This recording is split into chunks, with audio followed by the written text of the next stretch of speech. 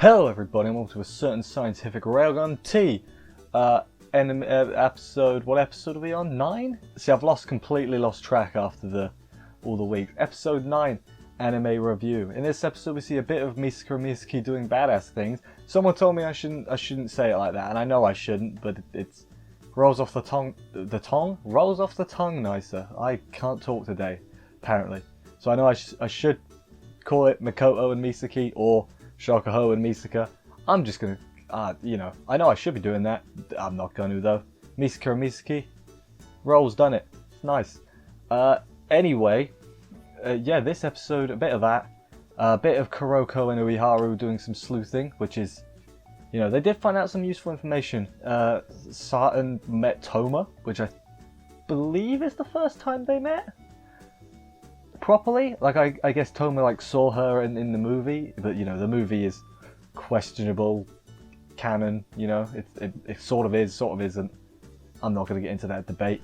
Although I think it is canon to the anime universe. Doesn't matter. I think everything's canon. Doesn't matter. We're going to move past that.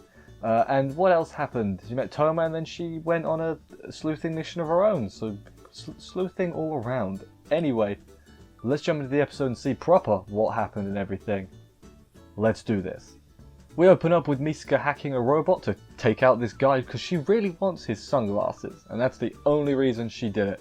I jest, of course. She wanted to get map data so she could find where bloody Gensei Kiharu is. That's a pretty useful thing to know. And she railguns through the wall. Stealth is overrated, guys. Meanwhile, Misaki is... it's not stealth. She uses brain hacking to get by. Is that stealth? What's the word? Stealth. You're not being stealthy, but then it's like you've been stealthy. I can't think of what I'm trying to say here. I've completely bollocksed it. Anyway, moving on. She gets by, but she has a little mini army of people that will obey her every whim because of her brain power. She does have a pretty good ability, to be fair. Pretty cool ability. I would be terrified of knowing her in real life because it'd be like, how do you know she's not messing with your memory or nothing? Can't trust that. But yeah, no, it is cool. It's definitely a cool. Then the team, the other three, Ueharu, Saturn, Kuroko, still investigating. They find the girl. Her name is Kozaku Mitori. She's a bad egg, basically. She was in a detention center, for a reform school, something like that. Because she tried to, they said 14 months ago, she tried to do a terrorist act, and it was yeah, and she's 15 now, so she would have been 14 at most at the time she was trying to be a terrorist. Which don't do that. That's what I'm gonna say. Don't be a terrorist. I feel like that's good advice to give. Judgment Duo heads to the command center, which is I guess a library, with more information on it. So go and find more. But Saturn can't come because she's not a real Judgment member. She's like a shadow member. She's not. She just hangs out with them and helps them out when she's got nothing else to do. So they go off. She's left by herself. She goes for a walk. She sees a spiky-haired kid doing a scavenger hunt. I wonder who that spiky-haired kid could be. I'm gonna whisper because I don't want to spoil nothing. It might be Kamijo, Toma Kamijo. It is Toma. So there's that. I'm gonna speak up again now so you can hear me properly. She decides, I'm not gonna give him my good luck charm. Why on earth would I do that? But then 5 minutes later she sees him again and is like, fine, he can have he looks like an alright guy, and he's punched a few ladies. They deserved it. They were trying to kill people or end the world. I'd say that's a justifiable reason, I feel like Toma could get away in court saying, I saved the world twice, 3 times, a lot of times. Because he has. But yeah, she's like, yeah, fine, okay, I'll give you my good luck charm. Did that Toma was going to grab it with his right hand, and he was like, whoops, better not do that, imagine breaker. And Sutton's just looking on what? Just take it, man. And yeah, they get each other's names and everything. Good stuff, they've met proper now. And then she's like, after Toma leaves with the thing, she's like, actually, you know what? I'm quite near the factory that we were talking about. I'm going to go investigate that. Back to Kuroko and Ueharu. Apparently, Kozaku Mitori is deceased, which, you know, so she's dead. And that doesn't quite add up with everything they're trying to work out. Something's not quite right. And then the librarian, she's not a librarian, but that's what I'll call her. She's like, hey, have you heard that rumor where people vanish at the reform schools? Which I'm going to guess that's sort of like how the groups, the teams, the dark side teams, you know, like school group and all them, I guess that's sort of how they're made. Because I guess they pluck them out of there, say they're dead, and they're like, you work for the dark side now. I guess. That would make sense to me. I could be completely wrong on that, but that was just my assumption. Hopefully I'm right. But anyway, Kozaku Mitori, is she dead? She's definitely alive. Basically, all the two of them managed to figure out is, hey, she's after Misaka for some reason. That's not good. We get the guards confused that his own team is firing at him, so then they don't trust each other, don't know who to trust, they're falling apart at the seams. Good job, Misaki Shokoho. Misaka has a disguise, and I'm amazed the dude didn't put a bullet in her straight away, to be honest, considering there were no other women among the guards.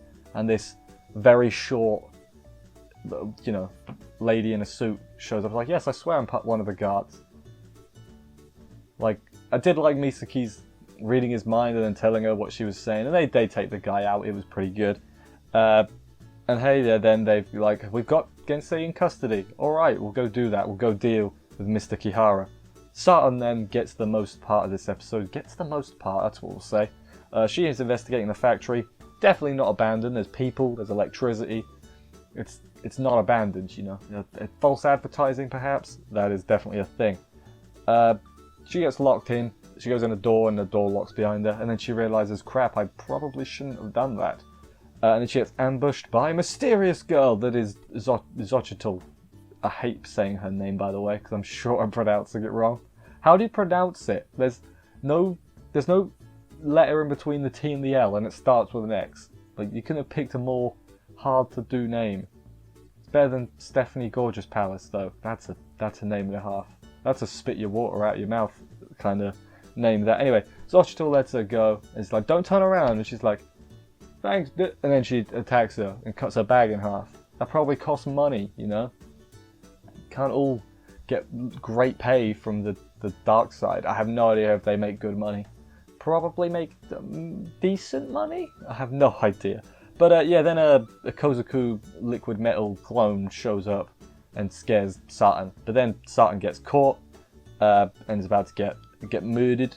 But meanwhile, Xochitl gets a phone call from the Doctor, who I believe never gets a name. He is just the Doctor from Member. I guess, is he the leader? Is he the leader? He feels like the leader of Member. But yeah, Xochitl saves Saturn from Kozaku. Turns out Kozaku tricked Member into working for her with some shenanigans with the board of directors. Pretended that this was from them, but it really wasn't. It was just Kozaku on her own. So yeah, Member are not happy about that, and Xochitl's like, I will kill you. And Kozaku is all like, well, that you don't do science power, and I don't know exactly what you can do, so I'm not gonna chance it. I'm gonna play it safe, and I'm gonna leave. And off she goes. You know, later says, hey, you should probably leave Academy City now. And then Xochitl's like, there's someone I have to make pay, and I'm like, I see. It's Zali, because we've seen the future, I guess. Yeah, we have seen the future in a way. That makes sense. She takes Saturn to the exit. Misaka and Misaki have Gensei Kihara, except it's not Gensei Kihara at all. It's a body double. Misaki is pretty pissed. She looks very worried, very scared, and Misaka's like, I have no idea what's happening. Misaki basically reads the dude's mind, and sort of like a voicemail. Kihara's like left it in his head, and it's like, by the way, if you're reading his memory, get good, scrub. I'm gonna go attack the, what did she call it? The exterior. That's what they called it. The exterior.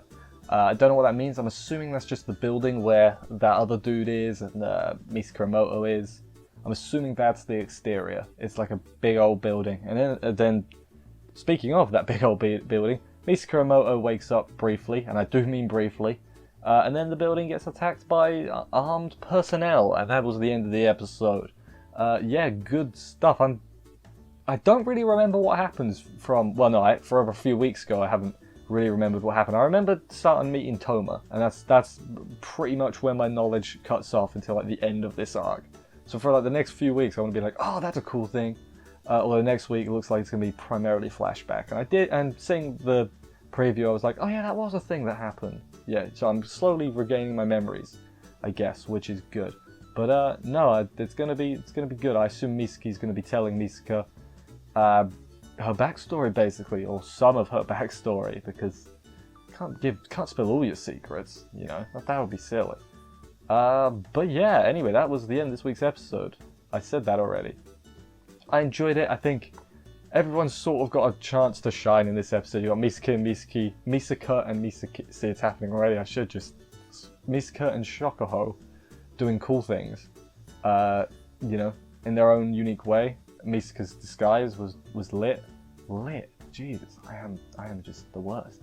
Kuroko and Ueharu did some Sherlock Holmesing. That's all they were doing. And Saturn almost got killed. So, you know, and Toma showed up briefly. He sounded different. He sounded really happy, which was weird. He sounded like really upbeat and happy. So, good job, Toma. Good job on that. Anyway, I've ran out of things to talk about. So, thank you, everybody, for watching this review. I hope you enjoyed it. If you did, please consider subscribing and stuff for more reviews. I will see you next week for another episode of this, because, you know, we're not finishing anytime soon. See you then, and bye, guys.